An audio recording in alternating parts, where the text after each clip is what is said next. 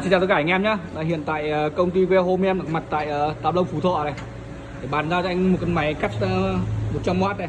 Đây, anh cắt máy với em đây nhá.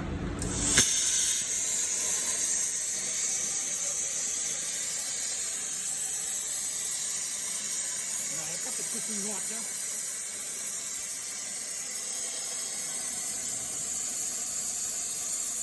Máy cắt 100W.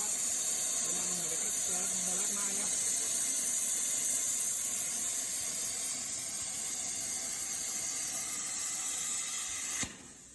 Đứt hẳn 2 phân luôn. Cắt cực kỳ ngọt nhá. Đôn 2 phân luôn.